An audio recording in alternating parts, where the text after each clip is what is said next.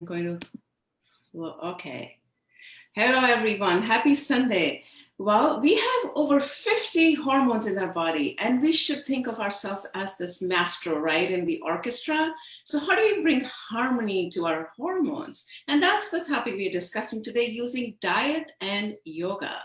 So we have Swati Madan. She is joining us from UK. She is a registered nutritionist, functional medicine expert, as well as an Ayurveda expert. So welcome, Swati. Thank you so much, Amita, for having me on the webinar today. I'm really excited. So I'm a functional medicine practitioner and registered nutritionist practicing for nearly about 10 years now. And my personal journey started when I suffered myself from the hormonal imbalance. And that was nearly about 14 years back.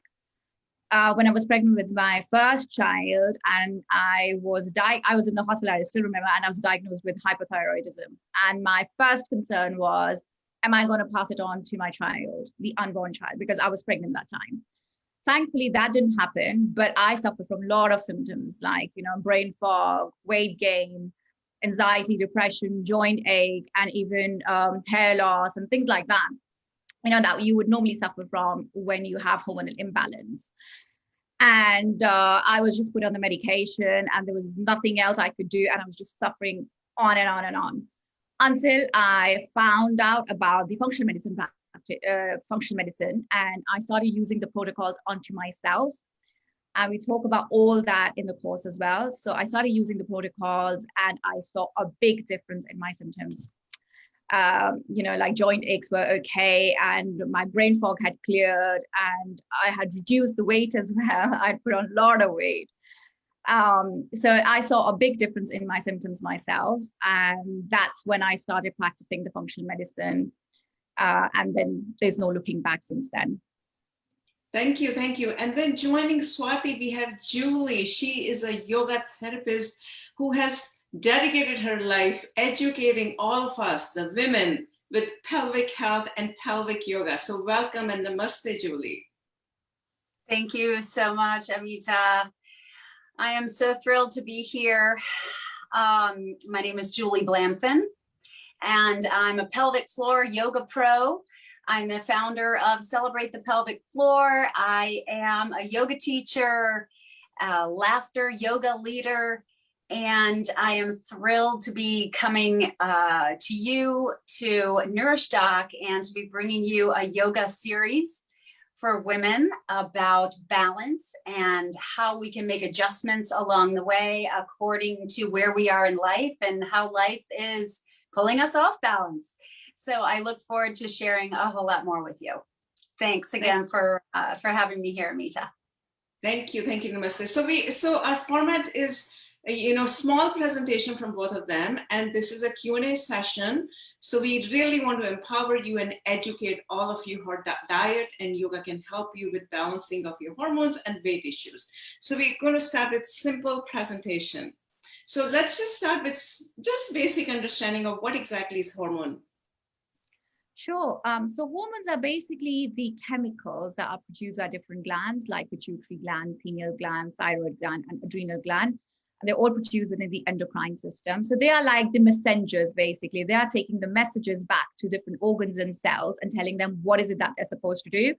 So just to give you an example, it's like insulin is a hormone that gets produced, and that sends the signals to the cell that there is too much sugar in your blood, and the cells needs to uptake the sugar, clear out the sugar from the blood so that the body can manage the right amount of sugar within the blood so that you don't have too much, which is hyper, or too low, which is hypos. So that's what is the function of insulin when it gets produced and when you're eating a carbohydrate or a sugary diet. So that's just to give you an example of what happens and how does it carry the messages, the hormones carry the messages to different cells so that they're able to function, perform different functions aptly. Okay. And just to say that, they need to work in sync with each other.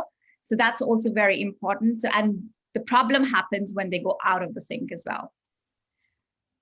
All right. So let's just talk about what exactly hormones do in our body.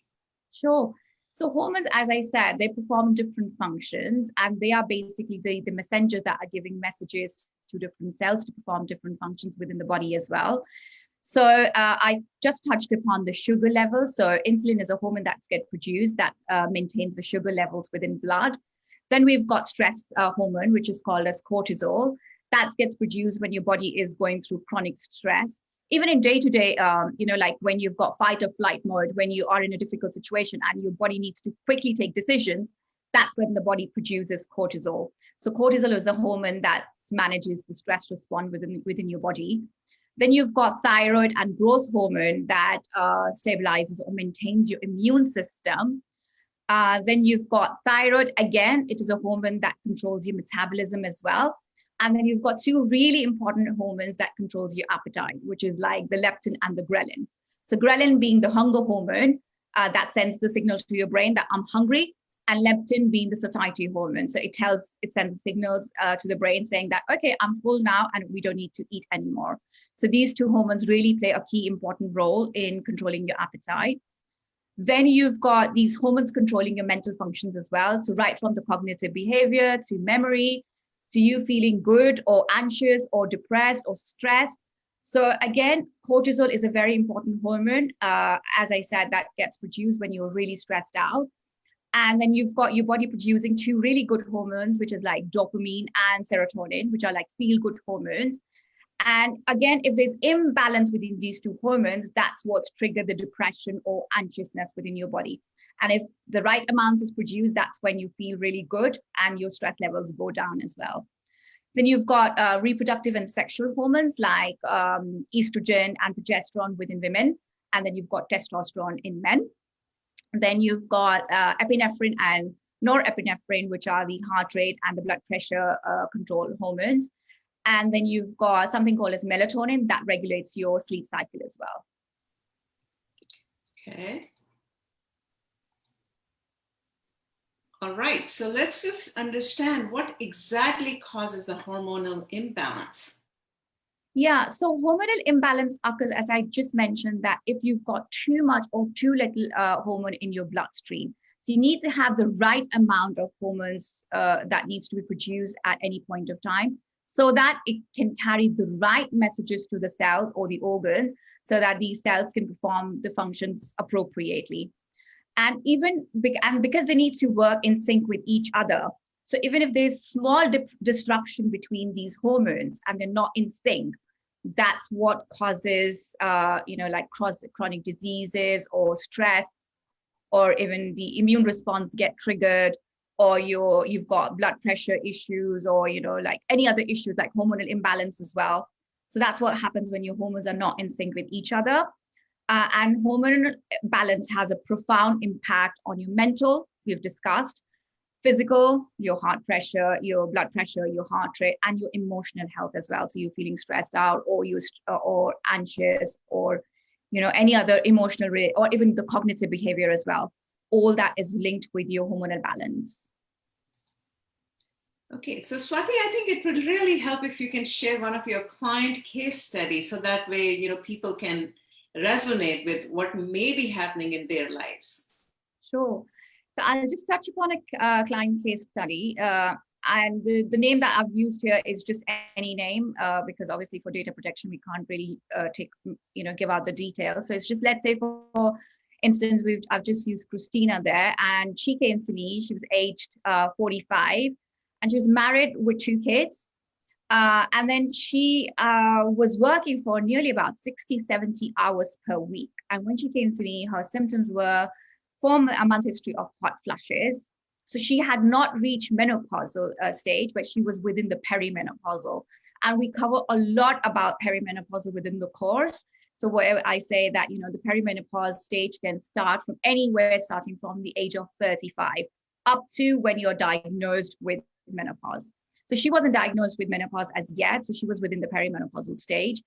And she had complaints of moodiness, bloating after meals, and then brain fog, less sex drive, because when you've got perimenopause, your estrogen levels are out of sync that's what causes the these, less sex drive, or things like vaginal dryness or things like that.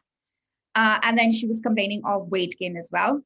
And when I looked at her diet, it was mainly black coffee she used to have for breakfast.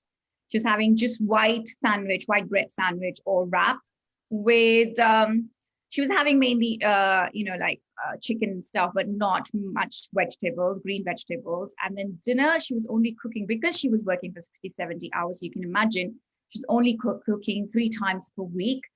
And takeaways were like 2 per week. And then they used to go to the restaurant as well, just to spend more family time. And that was twice per week as well. Caffeine was nearly about 6 to 7 coffees every day because of the brain fog that she was going through. So just to keep her awake and feeling more energized, she thought, the caffeine would help her. And then alcohol intake was also quite high, so 20 to 25 units per week. So when we had a discussion, her goals were to reduce the perimenopausal symptoms, get mental clarity, reduce moodiness and anxiety, and obviously she wanted to lose weight at the same time, and improve her gut health because she was feeling bloatiness after meals. So what I'd recommended to her was, if you remember, she was only having black coffee for breakfast. So I said, why don't you start the day with proper breakfast, have whole grains, oats, which is source of fiber, and seeds, nuts, fruits. Or if you're short of time, then just have a glass of smoothie, which is made with good fats, add some source of protein like nuts and seeds, and some fruits and vegetables, and coconut milk. Like any dairy alternatives, whatever is available, almond milk or coconut milk. And then I asked her to balance the blood sugar levels by swapping the lunchtime sandwich, which was just white bread, with a source of protein, which could just be fish, egg, or chicken, breast of chicken, plus bowl of salad or soup. So whatever she fancied that day. Increase her intake of prebiotics, probiotics, and fiber-rich foods to improve her gut health. And increase the hydrating fluids, because she was having too much caffeine, and then her alcohol intake was quite high as well. So that dehydrates your body. So I said, just increase your hydrating fluids. So mainly with water or non-caffeine drinks like, fruit teas and stuff like that, or green teas. Reduce caffeine to 2 to 3 cups per day, and switch to decaffeinated drinks as much as possible. And also reducing the alcohols to 5 to 7 units per week. Again, you need to go very gradual. If you suddenly increase the intake of fiber, or suddenly switch from caffeine or alcohol to non-caffeine, or completely reduce your alcohol, then you could be suffering from withdrawal symptoms as well. So it's to be very, very careful. That's why I said just do it gradually, and then try switching to decaffeinated drinks. Reduce the takeaway to once a week, and try to cook at home, so that you're involving family, you're spending more time with the family as well, and then you know what you're eating. Basically, all the ingredients are healthy, and then you're cooking from scratch. Start the day with a glass of warm water and 1 teaspoon apple cider vinegar. And actually, I told her to do it before each meal as well, because she was having bloatiness before, just after eating meals. So if you have apple cider vinegar with a glass of warm water, that helps with your gut health, and that helps with the bloating as well. And again, because she had the perimenopausal symptoms, and we touch a lot about this during the course, where we talk about estrogen dominance, and then these are like technical terms, but basically it just means that there's a gap between estrogen and progesterone, and we cover all that in depth in the course. So basically what I was trying to do is bridge the gap between estrogen and progesterone, so that reduces the perimenopausal symptoms, downregulate the estrogen, and detoxify the liver as well, because if liver is not detoxed properly, and liver plays a really important role in excreting out excess amount of estrogen from your blood. So if it's not working very well, then your body basically starts reabsorbing the estrogen within the body, and that's what bridges, it causes more gap within estrogen and progesterone, and that's where you see more symptoms which are very like menopausal symptoms. So perimenopausal and menopausal symptoms could be really similar, So I said to do all that, to downregulate your estrogen, try to increase the intake of cruciferous vegetables. So like things like spinach, kale, broccoli, cauliflower, polyphenols, which you get from different fruits and vegetables, antioxidants, and phytoestrogens as well. And we cover all that within the course. And then supplement wise, I just said, just start having some magnesium, go for some magnesium, Epsom bath salts as well. So that helps with your sleep. And she was prescribed multivitamin for women and specifically for that age, like perimenopausal stage. And then some probiotics for her gut health. And again, we need to be really careful that diet is really important, but the lifestyle, you need to have a healthy lifestyle as well. So for that, I said, try to have more work balance. So try to work lesser hours. So no laptop, no technology on at least 3 evenings per week. So Wednesday, Friday, Saturday, I said, try not to indulge into technology so that you can spare that time and spend that time with your family. And go for regular walks because movement is really important. So what we did was I gave her evening and morning routine, and we cover about this routine in the course as well. So I said, start off your day with meditation, gratitude journaling, and exercise as well. That's really important, along with eating healthy. Focus on sleep and stress management. And then we talk about endocrine disruptors as well within the course. And for that, because that disrupts your estrogen levels. So for that, I said, why don't you switch to the natural skincare, makeup, and cleaning products as well. And when I saw her at the 4-week follow-up, she had lost 2 kilos. She was feeling less stressed and her mood had improved tremendously. She was not feeling any bloating after meals at all. And her hot flushes had improved. And her mental clarity was much better. And that improved her intimate relationship with her husband as well, because obviously they were spending more time as family. And then because she was, working lesser hours, she had more time to spend with her husband, and that improved their intimate relationship. That's great. I think it's an amazing story. And this is not a medical advice. I didn't say that in the beginning. This is just a story we wanted to share and give hope to all the women out there who probably are experiencing similar symptoms. So we'll go with yoga now with Julie. And hi, Julie. Hi. All right. So the floor is all yours. What you want to say about the pelvic floor yoga? Okay, wonderful. Thank you, Amita. So I would just like to say, first of all, I'm turning 54 and I am through menopause, and I work with women who are in perimenopause through menopause. So my demographic is probably age 40 to 70. I empower you to rediscover balance and positivity and joy through pelvic floor awareness and healing. So like I mentioned in my introduction, my name is Julie Blamphin, and I have a wonderful opportunity here with Nourish Doc. We have a yoga series for women. So really excited to roll that out. And I just want to mention today about the importance of balance.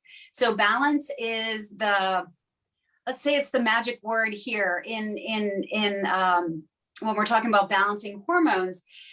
I want to really stress, of course, how important it is to balance the body, but also the body and the mind and the heart and the spirit, everything's connected. So what I'm bringing you is a holistic approach to healing and balance.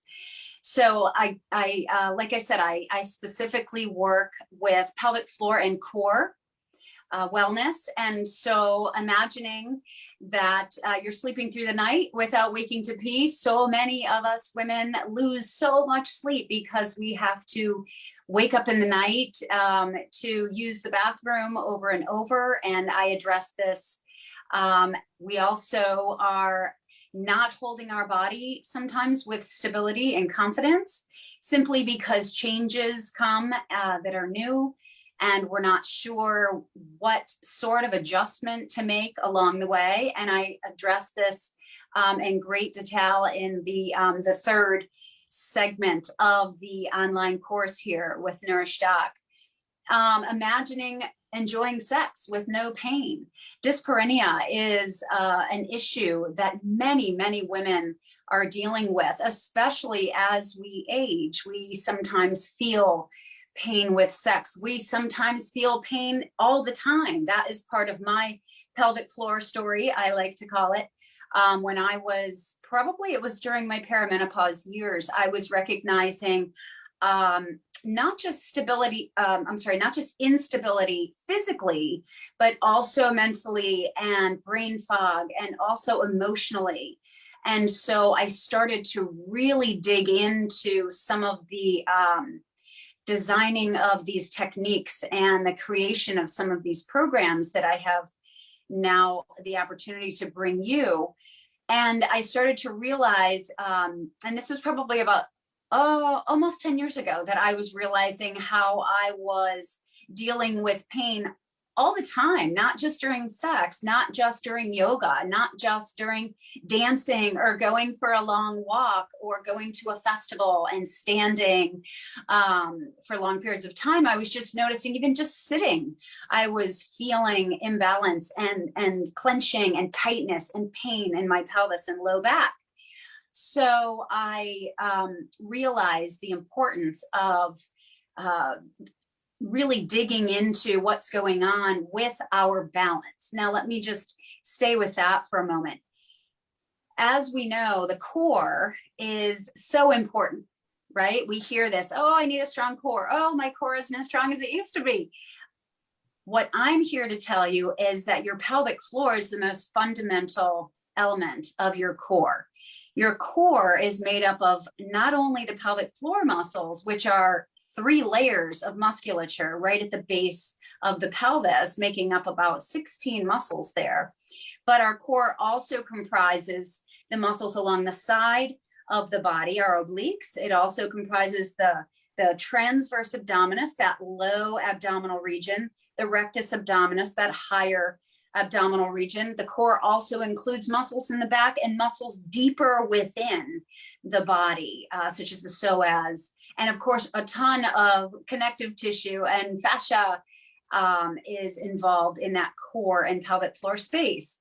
So when we're talking about balance, and you'll see in the online course here that I am not just standing on one leg. That's one of my phrases. Balance does not just mean standing on one leg. Even though I'm a yoga teacher and I teach standing on one leg, balance is more about finding that level of alignment and coming back to that over and over and over and over. So right now, wherever you're sitting, I want you to just kind of scooch back and sit up just a little bit taller. So really sit back. If you have a back to the chair, scooch all the way back. Don't let your tail tuck under. Don't round through your back and let your shoulders drop forward, but really scoot your derriere way back and sit up tall. Maybe move your hips a little wider. Just getting yourself sitting up super duper tall. Now let's close our eyes and take a nice deep breath, allowing gravity to just sink us and settle us right into this place right here, right now. Let's bring the hands to the low belly, bring the palms to the low belly, and just relax that low belly space. It might be pulling back. We might be sucking it in because that's just what we do, especially us women. But I just want you to allow that energetic space there at the low belly to be soft. Relax the jaw, soften the forehead, and feel the hands at that low belly space. And just relax there. And just allow it to move as you breathe. As you inhale, the low belly moves into the hands. And on the exhale, that low belly moves back toward the midline of the body. So just feeling that. Relax the shoulders.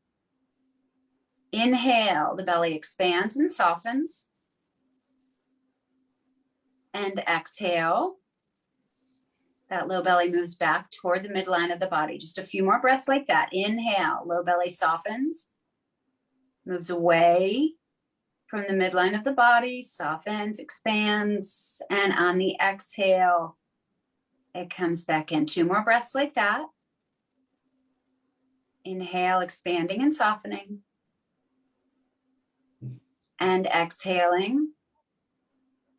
1 more breath. Inhale, low belly expands.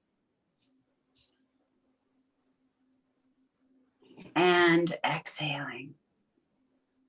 Beautiful. And then you can just rest your hands on your lap. So this is something else that's huge in my teaching. I'm not just showing you how to sit up straight and how to really recognize what's going on with your posture and alignment, but I'm teaching you how to let go and breathe and feel. So according to yoga tradition, we hold our joy and creativity in our low belly and pelvic floor area. But this is also where we hold our fear and our shame and our guilt. And we as women, and I know I'm generalizing, but plenty of us are holding all of that. We're holding joy, we're holding creativity. This is our energy of creation. We're holding all things beautiful and sacred in this space. But this is also where we hold our fear and our shame and our guilt. So what I am teaching as well is how we can practice meditating on this, how we can come back to that place of joy, how we can come back to that positivity and move away from some of that negativity. And as we move through some of these balancing practices, as we move back to these practices of positivity, we start to recognize the awareness of this space is rising. We're heightening our sensation. We're heightening our kinesthetic awareness of the pelvic floor and the core. And this in turn can help us to stabilize and balance, not just physically, but mentally and emotionally. And the pelvic floor loves that because this is, again, our deepest fundamental part of our core that needs to keep balancing. But the more we can soften, the more we can strengthen. The more we can let go, the more we can hold on. So coming back to that balance through yoga is so important for moving through the night without waking to pee and holding your body with stability and confidence. All of these things that we imagine, all of these things that we can see on this list, sneezing, running, lifting, coughing, dancing, laughing without leaking. That is so important. We don't have to wear mini pads or maxi pads for the rest of our days. There are things that we can do to stabilize the core and the floor. And I go into great detail on all this in the online course. It's my honor to share all that with you. Research shows, wow, the research that's out there is fascinating. So we have some of these studies included here and on the website. And, you know, it's interesting because I see some statistics out there that say 1 in 4 women or 2 in 5 women or 4 in 10 women are struggling with core instability or pelvic floor instability. But I'm here to tell you that I think, and you definitely can quote me, I think it's much higher because a lot of us aren't even talking about this. So this is why I'm so grateful to have this stage and to have this collaboration with Nourish Doc and Amita, and just to be able to say, it's okay, we're all in this together. Let's share, let's talk about this. Let's start to reveal that, hey, you know what? It's just anatomy. And some of these issues that we go through, they feel embarrassing. They feel so private, and they are. But the more that we talk about them, the more that we can realize and recognize that, hey, number 1, I'm not alone. I am certainly not alone. Number 2, it's not normal. It's very common, but that doesn't mean it's normal. And number 3, there are things that we can do to heal. Beautiful, absolutely beautiful. So yes, so Julie said that we are actually finally launching our programs, affordable programs, accessible programs to everyone in the world. You know, Nourish Doc family, I know, is all over the world. You know, we have a lot of people from obviously US, UK, India, Australia, Canada, all over the world, we are bringing accessibility and affordability as far as these programs are concerned. So this program, Julie's going to talk about, she talked about it. Do you want to add a little bit in the program, what you're going to say, Ju, as far as videos or handouts or anything else? Absolutely. So as I mentioned before, I am not just saying, hey, let's get to a yoga mat and go through a whole bunch of yoga poses. I mean, yes, we're going to do that, but more importantly, I'm going to sit you down and look at you and say, this is your body. I want you to wiggle through your pelvis. I want you to maybe turn and look over one shoulder. I want you to stand up, sit down. I want you to recognize where you are when you're sitting on the sofa watching Netflix. I mean, I'm talking to you like it's real, because it's so real. So if you're thinking, oh, I can't buy this program because it's about yoga and I don't practice yoga. We're all practicing yoga every day, all the time. The definition of yoga is mind and body connection. So we're doing it all the time. All I'm helping you to do is to heighten your awareness of your balance, your foundation. I'm teaching you how to make adjustments along the way. And I'm going to give you some very, very doable and accessible yoga poses that you can move through gently. I provide so much modification. So I think that it is a program that's going to resonate. And I want you to share it with your sisters and besties. Beautiful. And Swati Madan is also bringing a program, and she talks a lot of detail into diet and nutrition, how it can help to balance hormones. Swati, do you want to talk about overall outline of the program that you're bringing? Yes, sure. So the program, so we've just briefly touched upon what is the hormonal imbalance, what causes it, what are some of the different types of hormones, but in the program, it's really in-depth.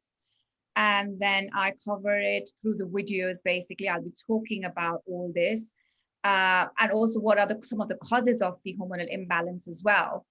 And then what is it? How can you fix it? You know, it's just, and as Amita said, it's not medical programs. So we don't talk about the medication.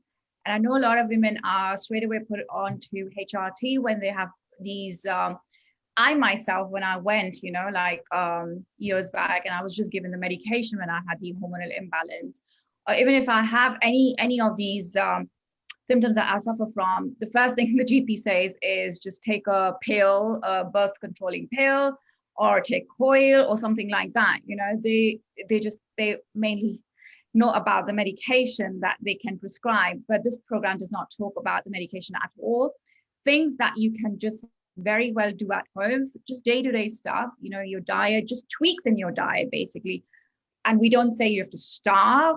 There's no way we're talking about a diet, but it's just whatever you're eating, how do you tweak that? How do you make it more healthy? And we also talk about some herbs and spices as well, which is very much available from your kitchen. So how do you use that, you know, because they've got healing power. So how do you use that to heal your body so that you can balance your hormones naturally? And then I talk about some of the supplements that you can take. You don't have to, but because there is evidence. So I wanted to talk about, you know, what's out there in the research as well. What is the scientific evidence and what do they say in the research papers? And then I also talk about the lifestyle as well. As I had mentioned, it's not only diet. Having diet is really, really important, but you need to lead a very healthy lifestyle as well. Again, which is a lot to do with the exercise. And as Julie said, you know, you can do yoga. Which is what I do myself, you know, for balancing my hormones. I just swear by yoga. Absolutely, for anything and everything. I've got pains, I will just do my stretches. I've got any symptom, the first thing that comes to my mind is yoga. So I really swear by yoga. So yoga is really good for movement. And then we also talk about sleep. How do you improve your sleep? Just by eating right and then sleeping right as well. You know, some of the things that you can do or don't, do's and don'ts basically of sleeping better. And we also talk about stress management as well. So basically it is a holistic approach that we cover in the program. So everything, your diet, your lifestyle, your sleep, your stress, your exercise. And then we also talk about the routine. You know, I've just given you like the routine that I basically follow every day from morning to evening. So which is what I share in the program as well. And there's a lot of evidence about everything. And then we also give you handouts as well. So we don't only say that this is what you do, but we give you a handout that, you know, you can refer back to the handout anytime once you've done the program as well. And then you also get one-to-one discovery call with me as well. So, yeah. Yeah, I think it's great. We wanted to bring programs that are complemented together, like diet and yoga. We also have functional medicine doctor who has put together a hormone balance.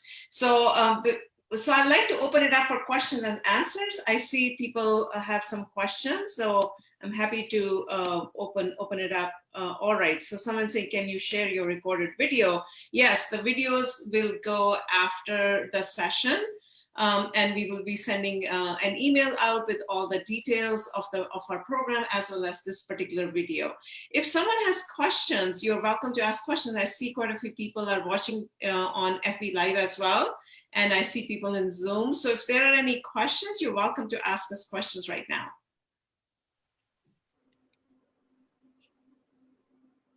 Okay, any questions, anything? Okay, I see a question here.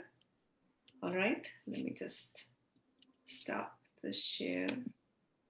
Okay, someone is asking, any tips on getting your period back after weight loss or regulating your cycles? Well, this is a tough one. I obviously don't know the answer to that. Any comments, Swati? So the question is, how do you get your period back after weight loss or regulating yourself? Again, you know, we don't cover about the period specifically because we're covering perimenopause and menopause. And I think, Amita, we're working on that program as well. Yes. PMS.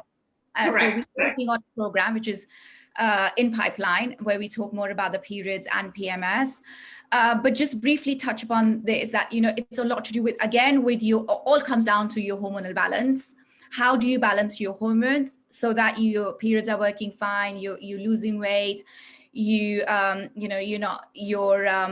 mental clarity, you don't suffer from brain fog, all those kinds of things. And specifically for period, I think I talked about seed cycling in this program as well, and that's really good. So seed cycling helps in getting your periods back as well. And that helps. So that's one of the tools of balancing your hormones, which we've talked about in the course, which means that from day 1 to 14 of your periods, even if you're not having the periods, so sometimes people think that, oh, that's my problem, I don't have the periods.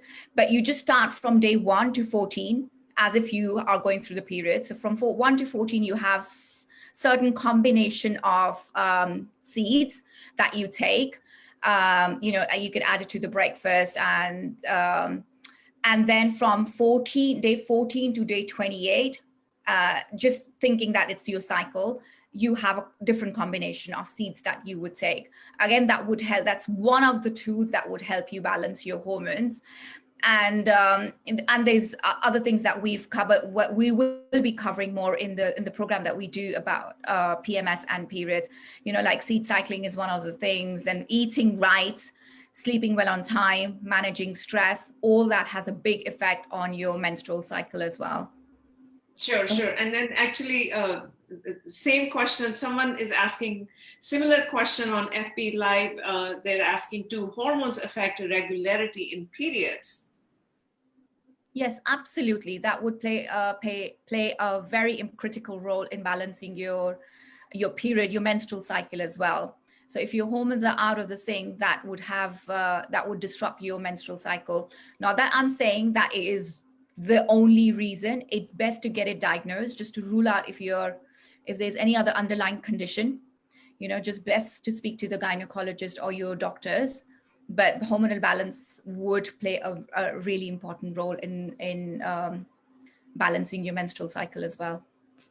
Yeah, and I just wanted to say we do have a program on functional medicine on PMS, which we are happy to send you the details, as well as we are developing program for PMS with Swati on diet part of it. So we have the functional medicine part already ready to go, but which we are happy to send all the details. Any other, all right, I see other questions. what is possible? Well, what causes, I think you meant PCOS, right? That's what I see PROS, but the question is about PCOS. That's what I'm understanding. Can you please confirm? I don't want to say wrong things and we start giving you wrong answers here. So I think the question seems like what causes PCOS, but please confirm if that's what you mean. Okay, I think that's what it looks like.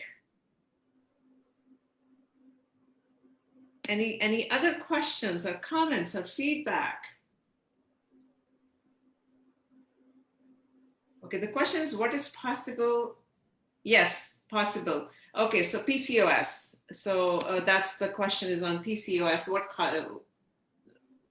you want to comment a little bit on PCOS? Yeah, sure. So PCOS is polycystic ovary syndrome. So basically that again has a lot to do with your hormonal imbalance. But here, importantly for PCOS, insulin plays a major role. So if your body becomes insulin sensitive, that's when you suffer from PCOS symptoms more. It goes hand in hand. So you've got two things. One is hormonal imbalance. That's what causes some of the symptoms. But the other symptoms where you've got weight gain and, it looks more like type 2 diabetic symptoms because the insulin plays a major role. So your insulin becomes quite sensitive and then your body's not able to use the blood sugar levels the way it should do. So both these play a really important role. So diet is really important in PCOS. Okay. Yeah. So what can you do? Like I said earlier, we can't offer medical advice. So that's why we have these programs. So that's what someone's asking you. Okay. So now another person. Okay. Let's see.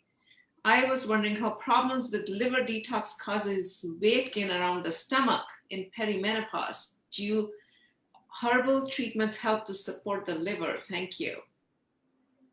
Yes, of course. We talk about liver detox in depth in this course as well, because as I'd mentioned, if your liver is not functioning really well, then your body needs to basically, for women, the body needs to excrete excessive amount of estrogen. And if you've got estrogen imbalance in your body, that causes the weight gain around your middle area. And then we talk about this in this program as well. So as I briefly touched upon estrogen dominance. So even if we say that your body is, so from perimenopause to menopause, your body basically starts declining estrogen levels. And that's what causes some of the symptoms that are related with perimenopause and menopause. However, you've got something called progesterone as well, which is very, very active during your younger days, like when you have the proper menstrual cycle going on. But estrogen dominance means that even if your estrogen levels are declining, there is a huge gap between estrogen and progesterone. So how do you bridge the gap? How do you balance that? So if your liver is not functioning very well, your estrogen and progesterone gap goes really wider and you need to bridge the gap. And also because excessive amount of estrogen needs to be excreted out of the system, which liver does. So if liver is not functioning very well, the estrogen gets reabsorbed in the body. And that's what causes the symptoms of perimenopause or menopause, and weight gain is one of the symptoms. And especially for women, like if you've got estrogen dominance or your estrogen is not working very well, you first, where you gain weight is within around your middle area. Sure. Another question from FB Live, someone is asking, the dark neck or the dark areas, in the body, are they linked with hormone imbalance? It's very difficult to say. It could be, but it's just best to speak to your doctors, just get it diagnosed, Sure, absolutely. Okay, someone from age 20 to 25, what is your question? Let us know. Any other questions? Any other comments, feedback? Please let us know. We are here for you. Okay, I'm just going to pause and make sure we answer all the questions before we wrap up, like I said, we will be sending the recording as well as we'll be sending all the details of the program that we are launching. And all of our programs are going to be very comprehensive. They include the diet, they include the yoga, and then we also have some Ayurveda programs and functional medicine program as well. So they are all very comprehensive programs. It's not just one thing that's going to fix you. Like Swati said and Julie said, it's the overall holistic lifestyle, right, Swati? Yes, of course. Okay, so if someone doesn't have any more questions, can we wrap up? I just want to make sure that nobody, all right, okay. So I think then we will just wrap up this session. Thank you so much, everyone. This is actually our announcing the launch of our program. So I'm very thankful and humble to all of you for supporting the talk. Well, we have another question, how to get it diagnosed. I don't know what you mean by diagnosis of what? The hormone imbalance, there are a lot of tests. That's what someone is asking. Swati, you want to comment on that before I wrap up? The hormone imbalance, yeah. Yeah, I mean, they do blood tests as well. So you can just get it tested from your GP. If it's specifically hormonal imbalance that you're looking for, because they're going to check your estrogen, progesterone, and testosterone levels. Mm-hmm. However, if you just feel, we cover a lot of symptoms within the course as well. So if you feel that you're going through these symptoms, there's nothing medical that we are saying, we're not prescribing any medication. So there's no harm trying out the diet and lifestyle first. If you think it's just your symptoms are matching with the ones that we talk about in the course. And then you just want to try out the diet and the yoga as well. So, both would go hand in hand. So you could give that a try. And if you still feel that, it's not, I'm just thinking from, today's situation where people don't really want to go to the doctors and get the test done and in the COVID situation. So if you just feel that if your symptoms look quite a lot like the ones that we talked about, you can try the diet and yoga first and the other lifestyle techniques as well. And if you still feel it's not working out, then just go for the diagnosis. Yeah, just go for the blood tests. Absolutely. And your first line of things should be diet and yoga and some of the natural things. I mean, not that we are not propagating don't take medication, but what we are saying is, use diet and yoga and functional natural medicine to help yourself, and that's why we are here every single day, really to empower you and educate you and bring you research and evidence behind everything that we talk about. So with that, I'd like to wrap up this session. Anything else? Any last comments and feedback from anyone before we wrap up? You're welcome to give us feedback as well. If we are not doing a good job, let us know, and we are fine. We are here to improve and just give you the best what we can. All right. Well, thank you so much, Swati and Julie, for really sharing your knowledge. I'm truly humble and grateful to you. Let me see. I just want to make sure. All right. Someone is saying thank you very much. Any other thing you want to say, you're welcome to say that. With that, I'd like to wrap up this session, and we will be sending all the details, via our emails, and let us know in the meantime if you have any questions. Thank you again, and thank you everyone for joining us. Okay, thank you, Rita. Thank you. Thank you.